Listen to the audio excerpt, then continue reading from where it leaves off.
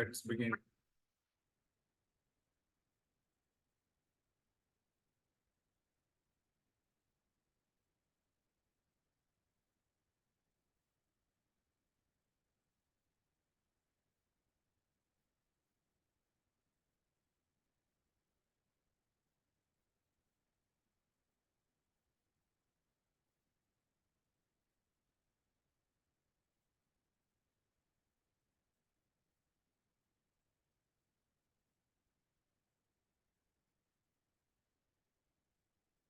ठीक है स्टूडेंट। सो auction system में आपको समझा रहा था। आई एम सॉरी, दोबारा करते हैं अभी स्टार्ट। तो एडवर्टाइजर 1, एडवर्टाइजर 2, एडवर्टाइजर 3 और एडवर्टाइजर 4। मतलब एडवर्टाइजर्स मतलब वो लोग जो अपनी एड्स फेसबुक पे या फिर गूगल पे लगाना चाहते हैं। तो जब भी आप एड्स लगाते हो ना, आपको हमेशा क्या करनी पड़ती है? बिड। बिड का मतलब होता है कि आप बिड, या तो जैसे वैसे अलग अलग चीजों पे बिड होती है, बट अभी के लिए हम मान लेते हैं आप बिड कर रहे हो क्लिक्स पे या फिर इंप्रेशन पे।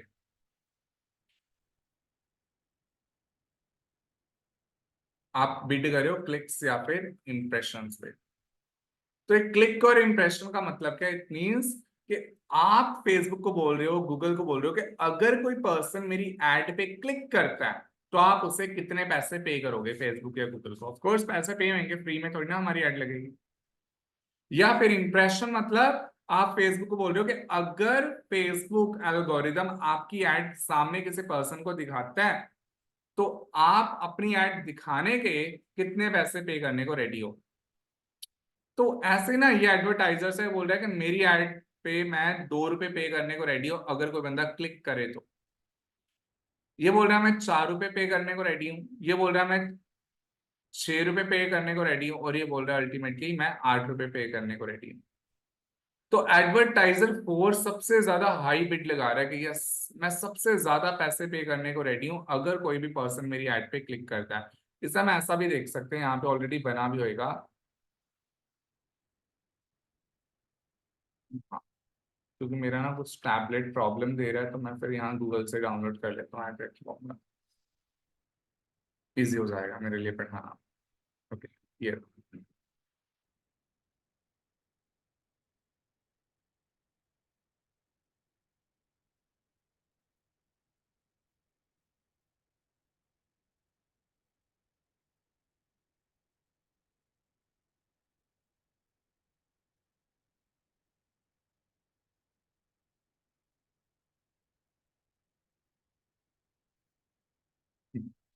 तो ये रहा। एडवर्टाइजर 1 बोल रहा है कि मैं कितने पैसे पे करने को रेडी हूँ, इज रेडी टू पे 2 रुपीज, 4 रुपीज, 6 और 8 रुपीज। ठीक है।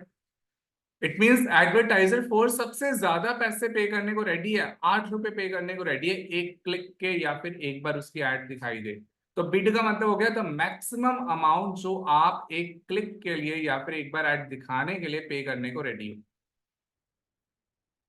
तो क्योंकि एडवर्टाइजर सबसे ज्यादा पे करे तो आपको ऐसा लग रहा होगा कि एडवर्टाइजर 4 जीत जाएगा और उसकी एड सबसे ऊपर दिखाई देगी। फिर एडवर्टाइजर 3 की एड दिखाई देगी, फिर 2 की, फिर 1 की। आपको ऐसा लग रहा होगा, ऐसा फील हो रहा होगा कि जो ज्यादा पैसे दे रहा है उसको शायद एल्गोरिदम क्या करेंगे, ज्यादा पुश करते हैं कि उसकी एड ज्यादा लोगों तक जाती होगी, मतलब उसको सबसे पहले दिखाया जाएगा। दिस इज नॉट रियलिटी, ऐसा नहीं है। बीट के साथ ना सेकंड चीज जो यहाँ पे मैटर करती है वो है quality score. This is quality score.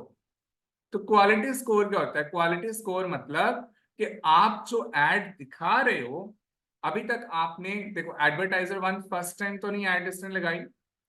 Decision algorithm ने लेना है कि ये जो पर्सन है जो अभी फेसबुक पे अल्टीमेटली आया है हमारे पास, ठीक है, इस पर्सन के मोबाइल पे 4-5 नॉर्मल पोस्ट के बाद एक एड दिखानी है। वो एड, पहली एड किसकी होगी? एडवर्टाइजर 1 की होगी, 2 की होगी, 3 की होगी या 4 की होगी। तो इसने मतलब जो अभी जो मैं समझा रहा हूं ना आपको, जो यहाँ पे जीत जाएगा ना, जो भी बंदा जीत जाएगा उसकी एड सबसे ऊपर दिखाई देगी, सबसे पहले नंबर पे। प्लस उसको एड पे कॉस्ट भी कम आएगी जो बंदा जीत जाएगा, बिलीव मी, वो मैं बताता हूँ कैसे। तो उसके लिए क्या क्या चीजें देख रही है? सबसे पहली चीज जो यहाँ पे ऑब्जर्व की जाएगी, ठीक है, इस पूरे प्रोसेस में वो ये है कि इन सभी एडवर्टाइजर्स ने अभी तक जो एड्स लगाई है ना, उनकी परफॉर्मेंस चेक की जाएगी कि इनकी एड्स जो अभी तक, आज से पहले इन्होंने जितनी भी एड्स लगाई हैं, वो एड्स कैसे उन्होंने परफॉर्म किया था मार्केट में। तो पता चला कि एडवर्टाइजर 1 की एड सबसे अच्छा परफॉर्म कर रही थी, इसलिए उसका क्वालिटी स्कोर गूगल ने बहुत ज्यादा दे दिया। क्वालिटी स्कोर में 10 तक मिल सकता है, 0 से लेके 10 के बीच में हो सकता है क्वालिटी स्कोर। तो गूगल ने उसे क्वालिटी स्कोर दे दिया 10। एडवर्टाइजर 2 की इतना अच्छा परफॉर्म नहीं की तो 4। एडवर्टाइजर 3 की बुरी की, और यहाँ पे एडवर्टाइजर 4 की बहुत ही बुरा परफॉर्म किया एड ने। बुरा परफॉर्म करने का मतलब क्या है कि जब इनकी एड्स को दिखाया गया, लोगों ने क्लिक ही नहीं किया। नो क्लिक्स, लोग इनकी एड पे क्लिक ही नहीं करते थे। क्या रीजन हो सकता है स्टूडेंट्स, लोग क्लिक नहीं कर रहे थे? रीजन कुड बी कि इनकी एड की कॉपीराइटिंग अच्छी नहीं हुई, जो आप लोग सीख चुके हो। डिजाइन अच्छे नहीं है, ऑफर अच्छा नहीं है, लोगों को अट्रैक्टिव ही नहीं लग रही, लोगों को फील ही नहीं आ रहा कि यस इस एड पे क्लिक करके इस पेज को ओपन करना चाहिए। इस कारण से, उन सब कमियों के कारण इनकी एड पे कोई क्लिक नहीं कर रहा। 4 की एड पे, 3 की एड पे, पर 1 की एड पे बहुत लोग क्लिक कर रहे हैं। तो 1 के पास बजट नहीं है, पैसे इतने नहीं है, वो एक क्लिक के सिर्फ 2 रुपए ही पे करने को रेडी है। पर हाँ, क्वालिटी स्कोर उसका काफी अच्छा है, कितना 10। परफॉर्मेंस उसकी अच्छी रही है हमेशा। तो अब ये जो दो चीजें हमारे पास आई हैं, बिड मतलब how much you are ready to pay, how much you are ready to pay, कितना आप पे करने को रेडी हो। और क्वालिटी स्कोर मतलब your performance, your past performance, के लोग कितना आपकी एड को पसंद कर रहे हैं, आपकी एड पे क्लिक कर रहे हैं, आपकी एड को ओपन करके प्रोडक्ट परचेज कर रहे हैं, वो सब चीजें। इन दोनों को गूगल ना मल्टीप्लाई कर देगा, बिट को और क्वालिटी स्कोर, और क्या निकालेगा? Ad rank. तो एड रैंक का फॉर्मूला क्या है? Bit multiply quality score. ये आपको नहीं करना, ये पीछे से ऑटोमेटिकली कैलकुलेट होता है, बट आपको सिस्टम समझना है। ये देखो, 2 × 10 कितना हो गया? 20। ठीक है, 2 × 10 20 हो गया।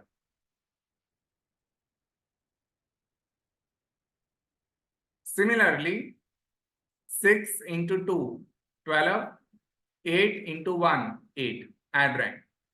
अब जो एड रैंक आई है ना यहाँ पे, अब जिस भी एडवर्टाइजर की एड रैंक सबसे ज्यादा अच्छी होगी, उस एडवर्टाइजर को पहले अपॉर्चुनिटी मिलेगी, उसकी एड पहले नंबर पे दिखाई देगी, चाहे फेसबुक हो चाहे गूगल हो। जिसकी एड रैंक पीछे आई है, उसकी एड बाद में दिखाई देगी, चाहे फेसबुक हो चाहे गूगल। तो एड रैंक सबसे अच्छी किसकी आई है? एडवर्टाइजर 1 की, 20। जिससे सबसे ऊपर एडवर्टाइजर 1 की एड दिखाई देगी, उससे कम किसकी है? एडवर्टाइजर 2 की। उसके बाद 2 की दिखाई देगी, फिर 3 की, और फिर 4।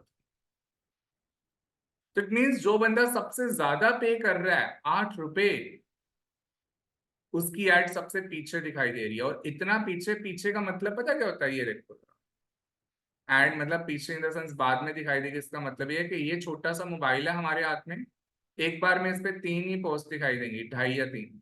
3 भी नहीं दिखाई देती, सॉरी, 1.5 2.5 पोस्ट ही दिखाई देती, 1.5 से 2। और बाकी सारी पोस्ट नीचे पड़ी हैं, जो धीरे धीरे बंदा स्क्रॉल करता जाएगा तो ऊपर आती जाएंगी। ये बाकी सारी पोस्ट। तो गूगल ने सोचा एक ऐड इस पोस्ट पे दिखानी है, फिर एक ऐड इस जगह पे दिखानी है, और एक ऐड इस जगह पे दिखानी है। तो एडवर्टाइजर 3 को यहाँ पे मौका मिला, काफी बाद में इसकी ऐड दिखाई देगी, बिकॉज इसका एड रैंक काफी पुअर है। तो अब जब एक वो पर्सन स्क्रॉल करता जाएगा, ठीक है, एड्स पोस्ट नीचे देखता जाएगा, उसने फर्स्ट की ऐड को देखा, उसे मान लो फर्स्ट की ऐड अच्छी लगी, वो उस पर क्लिक करेगा, क्लिक करके इसकी वेबसाइट पे चला जाएगा। इसकी वेबसाइट पे जाके अगर उसने शॉपिंग वगैरह कुछ भी करना उसे करेगा, और फेसबुक इंस्टाग्राम जो यूज कर रहा था, हो सकता है उसे बंद कर दे। जैसे एडवर्टाइजर 2 जिसका गूगल ने सोचा था बाद में दिखानी है, एडवर्टाइजर 3 जिसका सोचा था बाद में दिखानी है, हो सकता है उनकी बारी ही ना आए। उनकी बारी आई नहीं, कभी उनके टर्न ही नहीं मिली कि इस मिस्टर ए को अपनी एड को दिखा पाए, क्योंकि मिस्टर ए ने नीचे आने से पहले ही इंस्टाग्राम फेसबुक बंद कर दिया। इस कारण से ना इनको इंप्रेशंस तो मिलेंगे। इंप्रेशन का मतलब क्या होता है? कि आपकी एड एटलीस्ट दिखाई गई है, एड दिखाई गई है। Ad is shown at least, but view नहीं मिला। व्यू नहीं, व्यू कब होएगा? जब उसकी स्क्रीन के ऊपर आएगी एड, स्क्रीन के सामने आएगी। ठीक है, तो इंप्रेशन और व्यूज में क्या फर्क है? इंप्रेशन मतलब आपकी एड दिखाई दी है, पर उसने अपने स्क्रीन पे स्क्रॉल करके उसे ओपन नहीं किया, एड को व्यू नहीं मिल पाया। क्यों? उसका रीजन क्या था? आपका एड रैंक पुअर था। और एड रैंक आप कैसे इंप्रूव कर सकते हो? मान लो एडवर्टाइजर 3 है, उसे अपना एड रैंक इंप्रूव करना है सो दैट उसकी एड सबसे ऊपर आए, तो उसके पास दो ही रास्ते हैं एड रैंक इंप्रूव करने के। वो या तो क्वालिटी स्कोर अपना इंप्रूव कर सकता है या फिर बिड इंप्रूव कर सकता है। आप मुझे बताओगे किस चीज में समझदारी है? हमें क्या करना चाहिए? अपना क्वालिटी स्कोर हाई करने की कोशिश करनी चाहिए, बिड हाई करके जीतना चाहिए? व्हाट डू यू थिंक, क्या करना चाहिए? Quality score. Right, exactly, quality score. तो क्वालिटी स्कोर कैसे इंप्रूव हो सकता है? अच्छे डिजाइन, अच्छी कॉपीराइटिंग, अच्छे ऑफर, इन सब चीजों के थ्रू, जिसके थ्रू आप प्रूव कर पाओ कि यस, लोग हमें पसंद कर रहे हैं, लोग हमारी एड पे क्लिक कर रहे हैं। ठीक है, और क्लिक करने के बाद हमारी एड लैंडिंग पेज पे आ रही है। लैंडिंग पेज क्या होता है? जो पेज गूगल में एड में दिखाई देता है ना, उस पेज को लैंडिंग पेज बोलते हैं। आप जब एक एड पे क्लिक करते हो और क्लिक करके वो वेबसाइट ओपन हो जाती है, तो वेबसाइट का जो पेज भी ओपन होता है, जो भी पेज ओपन होता है, उस पेज को हम क्या बोलते हैं? Landing page. Got it? तो that is called landing page. तो अब अगर लोग, ज्यादा लोग हमारी एड पे क्लिक करें, नॉर्मल जो लोग हैं, मतलब हमारे जो कॉम्पिटिटर है, उनकी एड पे जो लोग क्लिक कर रहे हैं वो कितने हैं? मान लो सिर्फ हमारे कॉम्पिटिटर की एड पे 5% लोग, लेट इट बी 2% लोग क्लिक करते हैं, बट हमारी एड पे 2.5% लोग क्लिक कर रहे हैं, मतलब हमारी एड पे ज्यादा लोग क्लिक कर रहे हैं। हमारे कॉम्पिटिटर की वेबसाइट पे लोग क्लिक करने के बाद जब जाते हैं, उस पे on an average 2 minute spend कर रहे हैं, बट हमारी वेबसाइट पे 4 मिनट स्पेंड कर रहे हैं, मतलब हमारे यूजर एक्सपीरियंस, हमारी परफॉर्मेंस अच्छी चल रही है। अब ये क्यों अच्छी हुई? क्यों ज्यादा लोग हमारी वेबसाइट पे, हमारे एड पे क्लिक कर रहे हैं, और क्यों लोग ज्यादा समय हमारी वेबसाइट पे स्टे कर रहे हैं? बिकॉज हमारा क्वालिटी स्कोर इसी से हाई होएगा, बिकॉज हमने कॉपी राइटिंग अच्छे से की। अभी कॉपी राइटिंग, आई होप आपको इंपॉर्टेंस समझ आ रही है।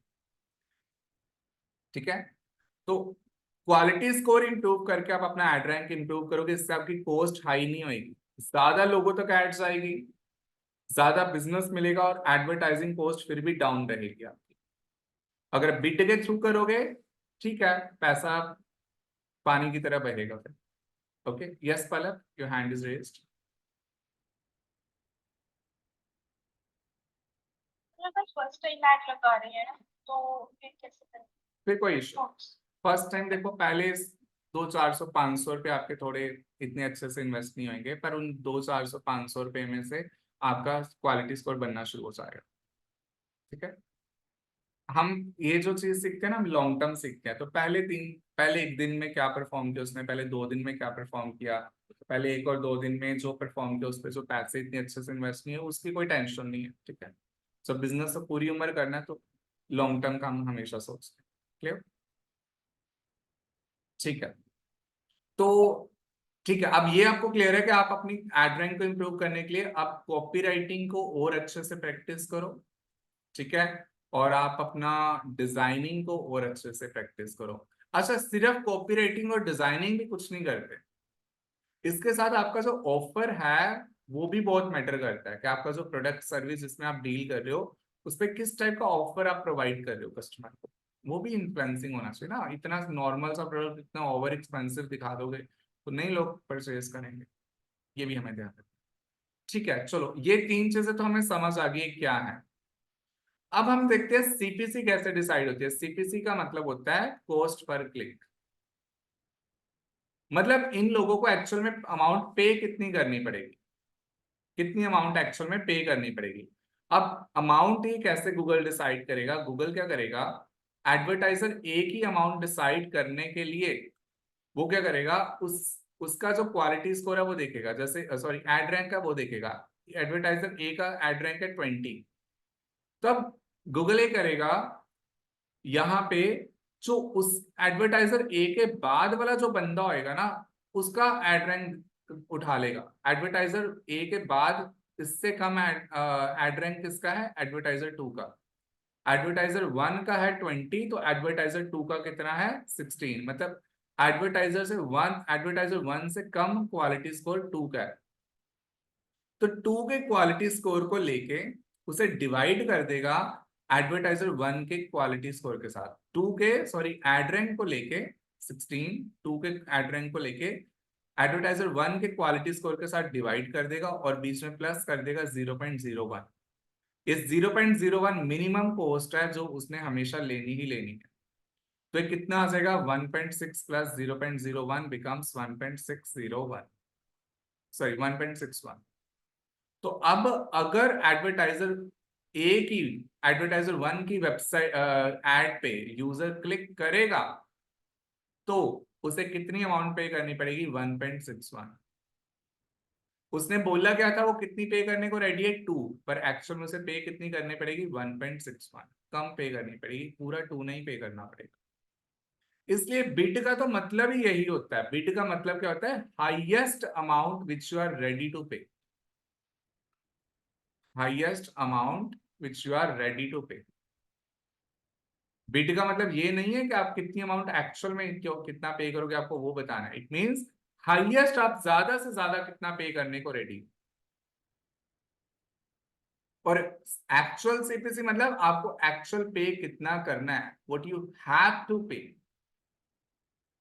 तो अगर बिड इसने 2 लगाई है, इसे कॉस्ट कितनी आएगी 1.6। एक्चुअल जो सीपीसी होती है ना, actual cost per click, actual जो कॉस्ट होती है हमेशा बिड से कम होती है ऑलवेज, या तो इक्वल होगी या कम होगी।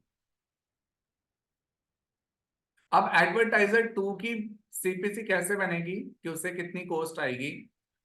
एडवर्टाइजर 2 का एड रैंक है 16, तो उससे कम एड रैंक किसका है, उससे कम है एडवर्टाइजर 3 का, कितना 12। तो 12 एड रैंक को एडवर्टाइजर 2 के ही क्वालिटी स्कोर के साथ डिवाइड किया जाएगा, 4 के साथ 3 आ गया और उसमें 0.01 प्लस 3.01, तो इसकी कॉस्ट हो जाएगी 3.01। ऑल्दो ये बोल क्या रहता है, मैं 4 रुपए पे करने को रेडी हूँ, $4, इसे पे कितना करना पड़ेगा 3 रुपीज या $3, ऐसे 3 का। और जब 4 की बारी आएगी, 4 का एड रैंक कितना है 8, उससे नीचे तो कोई और है ही नहीं। इस कारण से इसको क्या करना पड़ेगा, जितना इसने बिट बोला था ना उतनी ही बिट पे करनी पड़ेगी सीपीसी। तो इट मीन सबसे कम एड दिखाई देगी एडवर्टाइजर 4 की, और सबसे ज्यादा हाई सीपीसी भी किसे आएगी एडवर्टाइजर 4 को। एक तो सबसे महंगी एड, ऊपर से ज्यादा लोग देख भी नहीं पा रहे। उसका रीजन क्या है, इसका क्वालिटी स्कोर काफी कम है, that is the main reason. इस कारण से जब भी हमें एड्स लगानी है ना, हमेशा यही ना हमारे से मिस्टेक्स हो जाती है। हम ना डिजिटल मार्केटिंग सीखते समय ना स्टूडेंट्स, हमें ऐसा फील होता है और हमें ऐसा लगता है कि डिजिटलाइज होना ज्यादा इंपॉर्टेंट है। हमें ज्यादा से ज्यादा टूल्स पे काम करना है, ज्यादा से ज्यादा टेक्निक सीखनी है, सॉफ्टवेयर सीखनी है। ये सबसे बड़ी मिसअंडरस्टैंडिंग है। टेक्नोलॉजी को सीखना तो सबसे ज्यादा आसान काम होता है, मुश्किल होता है मार्केटर बनना। कॉपी राइटिंग वाली जो स्किल है ना, मार्केटर की स्किल। मार्केटिंग की और भी स्किल्स है, स्ट्रेटेजी मेकिंग, पहला स्ट्रेटेजीज कैसे बनानी है, प्लानिंग कैसे करनी है, मैनेजमेंट कैसे करना है, कॉपी राइटिंग कैसे करनी है, ठीक है, ऑफर क्रिएशन कैसे करनी है, वो सब चीजें मैम मार्केटर का काम होता है। रीटारगेटिंग कैसे करनी है, ठीक है, बिहेवियर इन्फ्लुएंस कैसे करनी है, वो सब मार्केटर का काम है। डिजिटल होने का मतलब है फेसबुक पे किस जगह पे एड्स लगानी है, वो सॉफ्टवेयर कैसे ओपन करनी है, उन टूल्स का यूज कैसे करना है। ये जो डिजिटल वाला पार्ट है ना, टेक्निकल पार्ट, ये ज्यादा टाइम नहीं लेता सीखने में, बंदा जल्दी सीख जाता है ऐसे। मार्केटर वाला पार्ट टाइम लेता है। That is not easy in the sense, that is not something जो आपको विद इन 1 डे आ जाए। अब मैंने आपको कॉपी राइटिंग करके दिखाई, आप लोगों ने भी मेरे को होमवर्क में कॉपी राइटिंग सेंड की थी, फिर भी कुछ स्टूडेंट्स की कॉपी राइटिंग इतनी स्ट्रांग नहीं हो पाई। वो तो चलो टाइम के साथ, प्रैक्टिस के साथ ही होगी, आई अंडरस्टैंड। तो एड जो है हमारा अल्टीमेटली वो यही चीज है। और yes Renu, your hand is raised. Sir quality score हम कैसे चेक करते हैं, जैसे हमें कैसे पता चलेगा कैसे। हाँ, देखो ये जो क्वालिटी स्कोर है ना, जब आपकी एड रन होनी शुरू हो जाती है तो गूगल तो प्रोवाइड कर देता है। गूगल तो उसका पूरा डेटा देता है पर फेसबुक नहीं देता। तो हमें क्या करना पड़ता है, हम सब एड्स लगा के रख लेते हैं, उसके बाद ना इंसाइट्स आता है, उस इंसाइट्स को रीड करके हमें आइडिया हो जाता है कि हमारी एड बीट क्वालिटी स्कोर और एड रैंक के हिसाब से सही परफॉर्म कर रही है नहीं। ओके, इंसाइट्स में काफी सारा डेटा होता है, उस डेटा के बेसिस पे हमें खुद ही परफॉर्मेंस इवेल्युएशन करते हुए हम समझ जाते हैं कि हमारी एड सही परफॉर्म कर रही है नहीं। Okay, that's okay. Okay, so I hope this is clear. Bit quality score, ad rank and CPC. और इस सिस्टम को क्या बोलते हैं? ऑक्शन। क्यों ऑक्शन बोलते हैं? बिकॉज यहाँ पे क्या हो रहा है, जो पर्सन ज्यादा बिट कर रहा है वो नहीं जीत रहा, उसके साथ उसका जिस बंदे का एड रैंक ज्यादा आ रहा है वो अल्टीमेटली जीत रहा है। अब एड रैंक क्योंकि बिट के ऊपर भी डिपेंड करती है, ठीक है, इसलिए इस सिस्टम को क्या नेम दे दिया गया? ऑक्शन नेम दे दिया गया। पर इस ऑक्शन में पैसों से ज्यादा क्वालिटी स्कोर की इंपॉर्टेंस। जैसे हमारे नॉर्मल ऑक्शंस में जो नीलामी होती है वहां तो पैसे की इंपॉर्टेंस है ना, सिर्फ जो ज्यादा पे करेगा वो जीत जाएगा, बट यहाँ पे ऐसा नहीं है। आप मुझे बता सकते हो फेसबुक और गूगल ने ऐसा सिस्टम क्यों रखा होगा जिसमें बिड से ज्यादा क्वालिटी स्कोर की इंपॉर्टेंस है? What do you think, what could be the reason?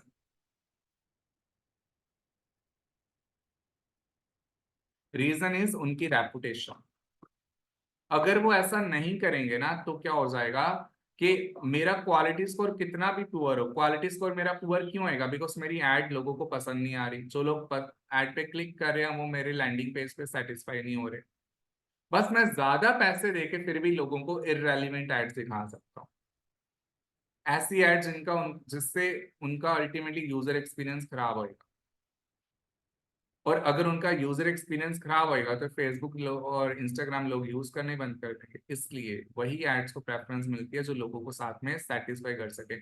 इसलिए वो सिर्फ अपना लालच नहीं देख सकते फेसबुक, इंस्टाग्राम, गूगल कि हाँ आप ज्यादा पे करे हो तो कोई बात नहीं, आपको ज्यादा आगे कर देंगे।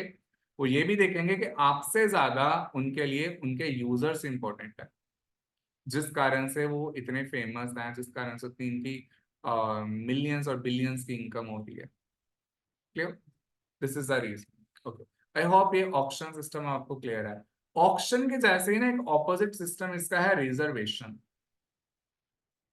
तो रिजर्वेशन सिस्टम में क्या होता है कि आप क्या कर सकते हो, आप कुछ ऑडियंस, जिन ऑडियंस किसे बोलते हैं, जिन लोगों के सामने आप अपनी ऐड दिखाना चाहते हो ना उसे क्या बोलते हैं? ऑडियंस। जिन लोगों को आप अपनी ऐड दिखाना चाहते हो, तो आप अपनी ऑडियंस के सामने रिजर्वेशन ले सकते हो। मान लो आपने बोल दिया कि मुझे दिल्ली के 28 से लेके 32 साल तक के जो मेल लोग हैं प्लस उनका योगा में इंटरेस्ट है, उनकी रिजर्वेशन चाहिए।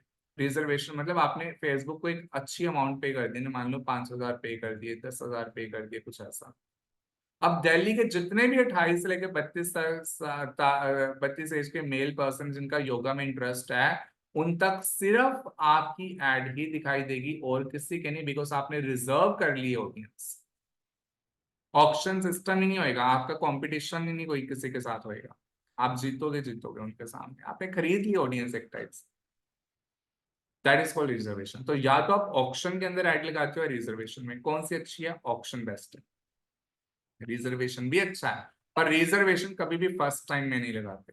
जब आपको 100% श्योरिटी है कि यस मेरी वेबसाइट पे पिछले 2 महीने में, मान लो आप बहुत किसी बड़े प्रोजेक्ट पे काम कर रहे हो, आपको पता है पिछले 2 महीने में मेरी वेबसाइट पे 2 लाख लोग आ चुके हैं, 2 लाख ऐसे लोग आए हैं, 2 लाख ऐसे लोग आए हैं जिन्होंने कभी कोई प्रोडक्ट परचेज नहीं किया मेरी वेबसाइट से।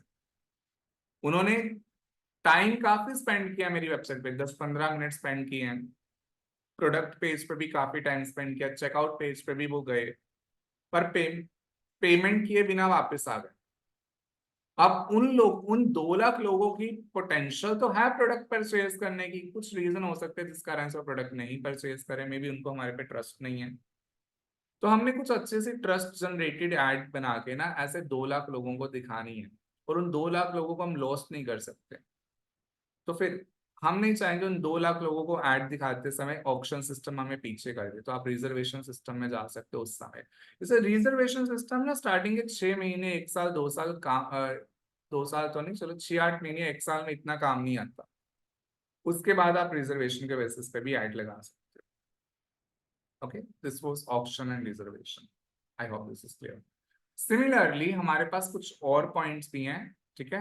अच्छा, एक आप में से कुछ स्टूडेंट मेरे से पॉइंट पूछ रहे थे, सर बजट कैसे डिसाइड करना है, कि हमें कितना बजट लगाना चाहिए, राइट।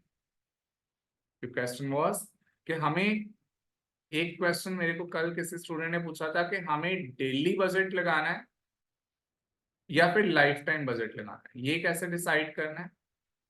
और दूसरा क्वेश्चन मेरे से किसी स्टूडेंट ने पूछा था, बजट लगाना ही कितना है, कैसे पता चलेगा कि 200 स्पेंड करने हैं एक दिन में, या 300 करने हैं, या 500 करने हैं।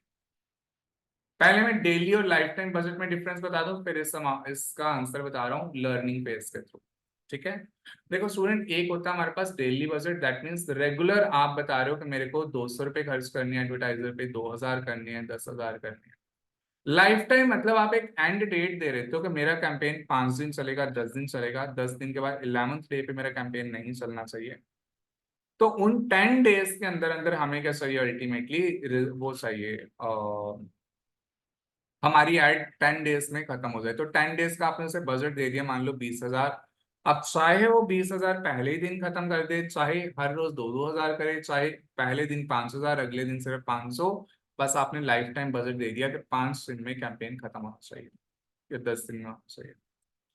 कब कौन सा यूज करना चाहिए, सर्कमस्टांसेस डिफाइन करेंगे। मान लो आप नॉर्मल रेगुलर बिजनेस की बात करो, जो लाइफ हम बिजनेस क्या सोच के करते हैं, ये कि कल बंद कर देंगे बिजनेस या अगले साल बंद कर देंगे, नहीं, हम तो ये सोच के चलते हैं हम लाइफ लॉन्ग बिजनेस चलाएंगे।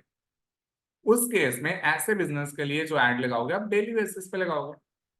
बट आपके बिजनेस में या फिर कोई ऐसा अपॉर्चुनिटी आपके पास आ गया जिसमें आपकी जो एड है कुछ स्पेसिफिक इवेंट के लिए लगने जा रही है, और वो इवेंट क्या है, 11 जून को है, तो 10 जून तक बस ऐड लगाओ ना।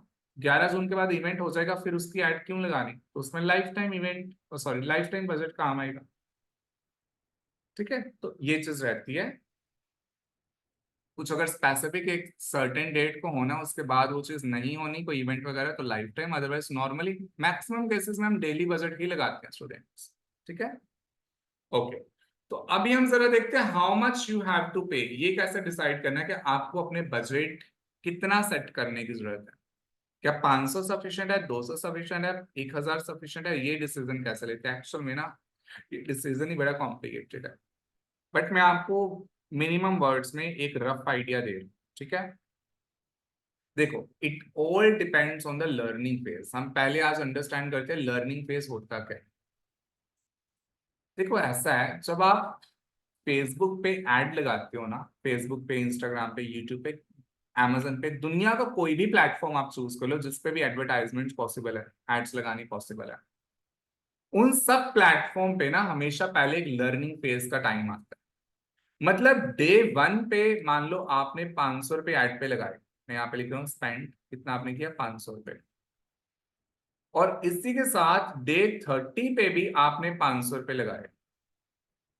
तो डे 1 में आपको कितनी की सेल मिली, सिर्फ एक बंदे ने प्रोडक्ट परचेज किया, मतलब 500 रुपए में एक बंदा परचेज करा है। और वही एड जब डे 30 पे चल रही है, उसी 500 में अल्टीमेटली 10 बंदों ने प्रोडक्ट परचेज किया। तो इन डे 1 से लेके डे 30 तक आपको एड को कॉन्टिन्यूसली लगाना पड़ेगा। मतलब जो एड आपकी पहले एक्सपेंसिव थी, टाइम के साथ वो एड ऑटोमेटिकली चीप हो जाएगी। ऑटोमेटिकली नहीं, दो तरह से, एक ऑटोमेटिक वे से और एक ऑप्टिमाइजेशन के थ्रू। एक्चुअली आपकी एड पहले से बेटर परफॉर्म करेगी बिकॉज ऑफ ऑप्टिमाइजेशन। इन 30 दिनों में क्या हुआ, ऑप्टिमाइजेशन हुई। ऑप्टिमाइजेशन दो टाइप से होती है, एक ऑटोमेटिक ऑप्टिमाइजेशन होती है स्टूडेंट्स, और एक मैनुअल ऑप्टिमाइजेशन होती है जो आप खुद करते हो। तो ये जो डे 1 से लेके डे 30 तक का जो टाइम है, इस पूरे टाइम के अंदर ये ऑप्टिमाइजेशन होती है, जो अल्टीमेटली किसी भी एडवर्टाइजमेंट की कॉस्ट को डाउन करती है। ऑप्टिमाइजेशन कुछ आप खुद मैनुअली करते हो और कुछ एल्गोरिदम्स ऑटोमेटिकली कर देते हैं। और ये ऑप्टिमाइजेशन कैसे करनी है, जो एल्गोरिदम्स करते हैं ना अपनी ओर से, ऑटोमेटिक ऑप्टिमाइजेशन होती है, वो ये चीज सीखते हैं लर्निंग फेज के थ्रू। तो हम जरा अभी अंडरस्टैंड करते हैं लर्निंग फेज एक्चुअल में है क्या। तो लर्निंग फेज, देखो, दुनिया की कोई भी एड हो, ओके, मैं ना एक्सप्लेन नहीं करता, एग्जाम्पल देता हूँ, एग्जाम्पल के थ्रू समझाने की कोशिश करता हूँ, ठीक है। तो कोई भी ऐड हमारे पास हो, लेट इट बी, हमारे पास एक ऐड है। हम्म, चलो ठीक है, राइट। आपने हाई टिकट और लो टिकट के बारे में सुना होगा शायद, मैं बता देता हूँ। हम ना फेसबुक से ये हाई टिकट और लो टिकट के क्लाइंट्स लेके आते हैं। हाई टिकट लो टिकट क्लोजिंग्स होती हैं। इसका मतलब है कि लेट इट बी, आपके पास ना एक रियल एस्टेट का कोई एक कंस्ट्रक्टर कंसल्टेंट आता है, एक बिल्डर आता है बहुत बड़ा। आपके पास दो बंदे आ रहे हैं, you are a digital marketer, आप डिजिटल मार्केटर, और आपके पास एक आ रहा बिल्डर वन और एक आ रहा बिल्डर टू। दो बिल्डर्स आ रहे हैं। बिल्डर वन स्मॉल लेवल का बिल्डर है, बिल्डर टू लार्ज लेवल का बिल्डर है, मतलब बहुत बड़ा, बड़े बड़े प्रोजेक्ट्स पे काम करता है। स्मॉल प्रोजेक्ट्स पे तो ये काम ही नहीं करता। बिल्डर वन बेचारे के पास इतनी टीम ही नहीं है, इतने इंफ्रास्ट्रक्चर ही नहीं है कि बड़ा प्रोजेक्ट उठा सके, ना इतना एक्सपीरियंस और एक्सपर्टाइज है, ना एक्सपर्टीज है और ना ही अल्टीमेटली इतना रिसोर्सेस है। बिल्डर टू के पास सब कुछ है। ये दोनों बिल्डर्स आपके पास आ रहे हैं, बोल रहे हैं कि हमें ना फेसबुक पे हमारे बिजनेस की एड लगाओ और हमें कॉन्ट्रैक्ट लेके देने में हेल्प करो। अब बिल्डर वन के लिए जो आप कॉन्ट्रैक्ट लेके आओगे ना, उससे आप बोल सकते हो लो टिकट सेलिंग, और इसके आप बोलोगे हाई टिकट सेलिंग। ऐसा बोला जा सकता, low ticket selling and high ticket. Because builder one के जो क्लाइंट्स है वो स्मॉल क्लाइंट्स होंगे और इसके जो क्लाइंट्स है वो काफी बड़े बड़े लार्ज क्लाइंट्स होंगे, राइट। अब होगा ये कि जब दोनों बिल्डर्स की आप एड लगाओगे, उस एड में आप ये लिख रहे हो, मान लो होम कंस्ट्रक्शन की एड है, 2 मिनट हम ऐसा इमेजिन कर लेते हैं। तो कंस्ट्रक्ट होम, ठीक है, होम कंस्ट्रक्शन ऐसा कुछ लिख रहे हो, होम कंस्ट्रक्शन सर्विस, ठीक है। और इस एड में आपने लिख लिया, अ, यही लिखा होम कंस्ट्रक्शन सर्विस, साथ में कुछ अच्छी सी चीजें लिख ले, मॉड्यूलर किचन, ठीक है। ऐसे मतलब एड का ऐसा नेचर रखा जिससे लाइक ये पता चले कि ये बिल्डर बहुत एक्सपेंसिव हाउस आपको बनाने में हेल्प करेगा। तो इस एड में आपने नॉर्मल लिखा, जिसमें आपने लिख दिया कि आपका घर क्या है, विद इन 20 लाख में आपको अल्टीमेटली एक पूरा बहुत अच्छा 3 BHK या 2 BHK आपका घर बनाने में हम हेल्प करेंगे विद इन 20 और 30 लाख में।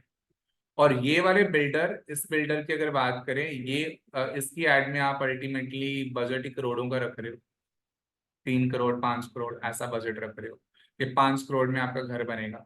और इस एड में आपने अच्छे से अच्छी अच्छी फैसिलिटी लिखी है कि किस किस चीज में आप हेल्प करोगे, जैसे उसमें स्विमिंग पूल भी होएगा, मॉड्यूलर किचन होएगा, ठीक है, ऐसा और कुछ बड़ी बड़ी चीजें आप लिख रहे हो, ठीक है। एडवांस सिक्योरिटी सिस्टम लगा रहेगा, एटसेट्रा, ठीक है। तो ये दो एड्स आपने क्रिएट कर ली। अब एड क्रिएट करके आपने कैंपेन भी लॉन्च कर दिया, और कैंपेन लॉन्च करते समय आपको याद है ना, ऑडियंस सेलेक्ट करते हैं कि किन लोगों को हमारी एड दिखानी है। तो हमारी एड जो दिखानी है, लेट इट बी, हमारी एड दिखाई जाएगी। आपने ऑडियंस में सिलेक्ट कर लिया कि उनकी एज होनी चाहिए। अब देखो, जिस बंदे को घर बनवाना वो 18-19 साल का तो वो बच्चा होएगा नहीं, इसलिए आपने एज रख ली 30+, कि जिन लोगों की 30+ एज है सिर्फ वही, उनको ही मेरी एड दिखाई देगी। जेंडर चलो बोल लो, आपने बोथ रख लिए कि दोनों जेंडर्स को दिखाई देनी है, ठीक है। और लोकेशन आपने अल्टीमेटली मान लो पूरे इंडिया रख लिया, या फिर जो लोकेशन आपको रखनी है रख लिया आपने, ठीक है, दिस इज डन। अब आई बात इंटरेस्ट की। तो इंटरेस्ट में आपने क्या कर लिया, टारगेट कर लिया प्रॉपर्टी, मान लो कि जो लोग प्रॉपर्टी डीलिंग में इंटरेस्टेड है, मतलब आजकल प्रॉपर्टी खरीदने में इंटरेस्टेड है, उन लोगों को हमारी एड, या जो कंस्ट्रक्शन वगैरह में इंटरेस्टेड है उनको हमारी एड दिखाई दे। आपने ऐसा कुछ सिलेक्ट कर लिया।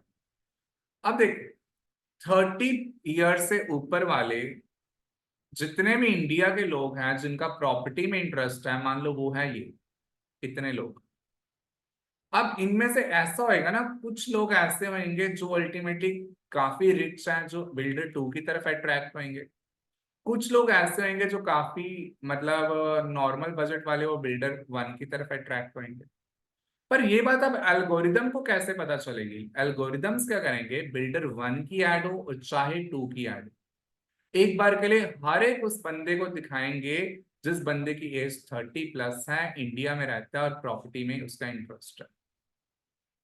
फिर वो धीरे धीरे धीरे ऑब्जर्व करेंगे कि जो बिल्डर वन वाली ऐड है ना, इससे वो लोग ज्यादा क्लिक कर रहे हैं जो लेट इट बी ज्यादा पोर्श एरिया में नहीं रह रहे, जो लोग अल्टीमेटली ज्यादा उनके इंटरेस्ट कैसे हैं, उनका बाकी कंटेंट देखो। अब जो बहुत ही सोफिस्टिकेटेड लोग होंगे, उनके फेसबुक और इंस्टाग्राम का कंटेंट और जो नॉर्मल मिडिल क्लास फैमिली है उसके फेसबुक इंस्टाग्राम का कंटेंट डिफरेंट होएगा। तो जो बंदे बिल्डर टू की एड पे ज्यादा क्लिक करते हैं ना, उनका उनके इंटरेस्ट ही डिफरेंट है, उनका कंटेंट ही डिफरेंट है, उनकी इनकम, उनके प्रोडक्ट परचेज करने के जो प्राइजेस है वो भी डिफरेंट है। ठीक है, पर ये बात एल्गोरिदम को कैसे पता चलेगी? जब वो एक बार के लिए हर एक टाइप के बंदे को आपकी ऐड दिखाई देगा, हर एक टाइप के पर्सन को आपकी ऐड दिखाई देगा, जितने भी प्रॉपर्टी डीलिंग में 30+ लोग हैं उन सबको।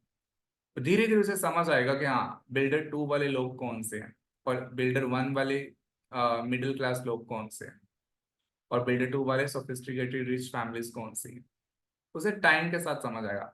और इस चीज में जितना टाइम लग रहा है ना, टाइम के साथ साथ पैसा भी लग रहा है, बिकॉज आपकी एड एक बार के लिए काफी लोगों को दिखाई दे रही है, पर उसमें से रिच लोगों को ही सिर्फ अल्टीमेटली आपकी एड बिल्डर टू की दोबारा दिखाई देनी चाहिए। ये चीज एल्गोरिदम को समझने में कुछ दिन लगेंगे।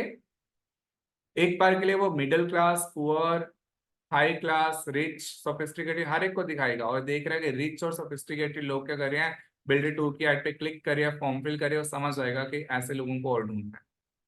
पर इसके लिए कुछ 4 दिन 5 दिन से लेके 10 से 12 दिन का टाइम लगता है। इसलिए पहले के स्टार्टिंग के कुछ जो दिन होते हैं उसमें अल्टीमेटली आपका जो लीड्स है, आपको जो सेल है कम मिलती है, बिकॉज फेसबुक क्या कर रहा होता है, आपके ही पैसे को स्पेंड करके एक टेस्टिंग कर रहा होता है, टेस्ट कर रहा होता है कि अलग अलग लोगों को दिखा के कि इस टाइप के लोग दिखते हैं, ये अल्टीमेटली एड पे क्लिक करेंगे या नहीं, इस पे लीड देंगे या नहीं, दूसरे टाइप के देंगे या नहीं, तीसरे देंगे या नहीं, चौथे देंगे या नहीं। फाइनली उस टेस्टिंग से जो लोग जिस टाइप का ग्रुप अच्छा परफॉर्म कर रहा है, बाद में फ्यूचर में उसको ज्यादा ऐड दिखेगी, जो अच्छा परफॉर्म नहीं किया, जिन्होंने क्लिक नहीं किया, लीड नहीं दी, उनको ऐड नहीं दिखाई देगी। इसे बोलते हैं लर्निंग फेज। आपके ही पैसे का यूज करके वो लर्निंग फेज में है। तो अगर आप चाहते हो आपका लर्निंग फेज जल्दी खत्म हो जाए, तो उससे आपको सफिशिएंट बजट देना पड़ेगा। अब लर्निंग फेज पैसों से चलता है ना, पहले के जो कुछ 10-12 दिन होते हैं लर्निंग फेज के होते हैं। ठीक है, तो अब अगर मैं चाहता हूँ मेरा लर्निंग फेज समय पे खत्म हो जाए, मुझे फिर उसे बजट कितना देना पड़ेगा? एक दिन का 50 रुपए बजट चलेगा? नो। 50 रुपए बजट के अंदर वो कितने लोगों को ऐड दिखा पाएगा? टेस्टिंग ही नहीं हो पाएगी। ये तो लर्निंग फेज को खत्म होने में 100-150 दिन लग जाएंगे शायद, फिर वो प्रॉब्लम वाली बात है। और अगर अल्टीमेटली मैं 5-6 हज़ार का एक दिन का बजट रख लेता हूँ कि लर्निंग फेज एक ही दिन में खत्म हो जाए, 2-3-4 दिन में खत्म हो जाए, तो उसे लगेगा कि यार बजट इतना हाई लगता है, इन्होंने बहुत बड़े लेवल पे टेस्टिंग करवाने, वो भी खुल के खर्चना शुरू कर देगा। इसलिए ज्यादातर केस में एक एवरेज, अगर हम छोटे मोटे बिजनेसेस, नॉर्मल बिजनेसेस की बात करें जिनको आप प्रमोट करोगे स्टार्टिंग में, 500-600 रुपये एक दिन, 500 से लेके 1,000 के बीच बीच में एक दिन का बजट आप सेट कर सकते हो, 400-500 से लेके 800-1,000 के बीच बीच। इस इतना बजट अल्टीमेटली किसी भी बिजनेस के लिए 10 दिन के अंदर अंदर या एक हफ्ते के अंदर अंदर लर्निंग फेज को कंप्लीट कर देता है। ठीक है, ये चीज होती है। I hope this is clear students. Learning phase भी बता दिया, बजट भी बता दिया और आपको ऑप्शन सिस्टम भी बता दिया। और इसी के साथ ना अभी आगे हमारे पास नेक्स्ट इंपॉर्टेंट, बहुत डिजिटल मार्केटिंग या अभी भी कुछ इंपॉर्टेंट टॉपिक्स हैं जो हम कल से स्टार्ट करेंगे। ठीक है, बाकी क्लास कल कंटिन्यू करते हैं, बट आप में से अगर किसी का कोई डाउट है, कोई क्वेश्चन है, तो आप पूछ सकते हो। Come on everyone, you want to ask anything? Yes Shreya. Sir जैसे अभी सपोज मेरा नया बिजनेस है, मुझे अभी तक कुछ भी ऑर्डर वगैरह कुछ भी नहीं मिले हैं, मेरा नया बिजनेस है, तो फिर भी मैं डेली के 500 रुपए ऐड पे लगा सकती हूँ क्या? हाँ यस, देखो आपको मैं ये स्टार्ट तो करने सोचूंगी का। ना सर, लेकिन 500 रुपए तो बहुत हो जाएगा, तो डेली का 500 मतलब 15,000 हो गए। हाँ बट आपको बिजनेस भी तो 3-4 दिन में मिलना शुरू हो जाएगा ना। आपको पहले 15,000 का वेट नहीं कर। ओके, 2-3 दिन में स्टार्ट होता है, पहले दिन से भी स्टार्ट हो जाता है। अच्छा। हाँ ठीक है, मतलब अगर आप रेगुलर पे कर रहे हो ना, तो रेगुलर आप कुछ गेन भी कर रहे हो। यस पलक। तो वो क्रिएटिव देखे तो एक बार जो सेंड किए थे वो मिस्टेक्स को करेक्ट। चेक करो। यस रेनू। सर जैसे न्यू बिजनेस के अकॉर्डिंग तो हमें पता चल गया कि पहले हमें मतलब कि 500 से 1000 के बीच में लर्निंग पेज अपना सही करने के लिए लगाने हैं। जिसका मतलब पुराना बिजनेस हो अगर कोई, तो उसमें कैसे हमें पता चलेगा कि उनका। देखो अगर पुराना बिजनेस है, मतलब कहने का ये हो गया ना कि ऑलरेडी वो फेसबुक इंस्टा पे एड्स लगा रहे हैं, है ना, यस सर। तो फिर तो उनका बजट पता ही होगा किस बजट पे वो काम कर रहे हैं। ओके, जैसे मतलब कि होता है ना कि लोग मतलब कि बीच में बंद कर देते हैं उसके लिए मतलब। आप क्या कर सकते हो, उतने ही बजट से पहले स्टार्ट करो 1-2 हफ्ते। और जब आपको लग रहा है कि हाँ बिजनेस अच्छा जनरेट हो रहा है, अब ज्यादा बजट इन्वेस्ट करके ज्यादा लोगों तक जाएंगे और ज्यादा उससे भी ज्यादा बिजनेस जनरेट करना है, तो आप क्या करोगे, बजट को थोड़ा थोड़ा इंक्रीज करोगे, एकदम डबल ट्रिपल नहीं करोगे। जनरली बोला जाता है 15 से 20% ही बजट को इंक्रीज करो एक टाइम में। Okay sir, thank you. Okay, तो यहाँ सर पे और मेरे वो पास फीड लगानी है तो वो कितने से स्टार्ट करनी है, क्या करनी है, वो कैसे बिड ना, पता गूगल चलेगा? एड्स में बिड जो होती है ना, गूगल एड्स में लगाते हैं। फेसबुक पे आपकी जो बिड है, फेसबुक ऑटोमेटिकली खुद ही लगा देता है। Okay okay. वैसे हम मैनुअली भी लगा सकते हैं फेसबुक पे, ऐसी बात नहीं है, पर स्टार्टिंग के पहले 1-2 महीने तो बिल्कुल नहीं लगाते। जब हमारी एड्स बहुत अच्छी चलनी शुरू होगी, उस समय बिड को कंट्रोल करने के लिए मैनुअल एक्शन लिया जा सकता है। नॉर्मली डायरेक्टली कभी नहीं लगाते।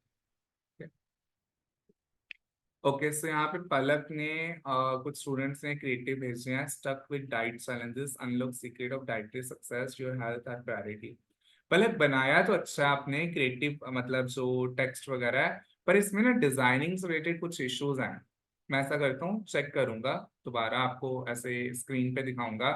जैसे डाइटरी सक्सेस में डी कैपिटल और एस कैपिटल आना चाहिए, फॉन्ट थोड़ा डिफरेंट होना चाहिए इसमें, है ना, और आर प्रायोरिटी। हाँ बट हमने जो कॉपी राइटिंग की है वो अच्छी की है। तो ये मुझे लग रहा है डिजाइनिंग इशू, एक बार जो है ना वो मैं आपको एक बार दोबारा इसके बारे में थोड़ा समझा दूंगा कि डिजाइनिंग इशू से कैसे डील करना है। जिया चौधरी, इन्होंने लिखा है yoga young and healthy, start your logo journey with expert yoga instructor. हाँ ये भी ठीक है, पर इसमें भी डिजाइनिंग इशू थोड़ा है। Instructor Gursimran Singh, okay. Noor, dietitian mister doctor Gursimran, अरे यार मुझे डॉक्टर बना दिया आप लोगों ने। और लाइफ 10 years ऑफ एक्सपीरियंस भी दे दिया, वाह।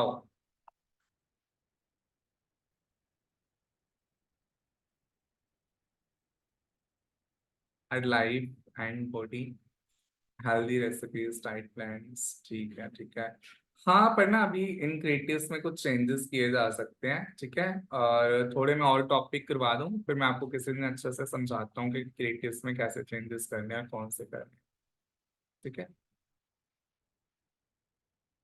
ओके ठीक है, सो ओके स्टूडेंट्स, तो बाकी हम कल कंटिन्यू करते हैं अपनी क्लास को और आगे न्यू टॉपिक से स्टार्ट करेंगे, और भी बड़े अभी इंपॉर्टेंट टॉपिक्स हमारे पड़े हुए हैं, ठीक है।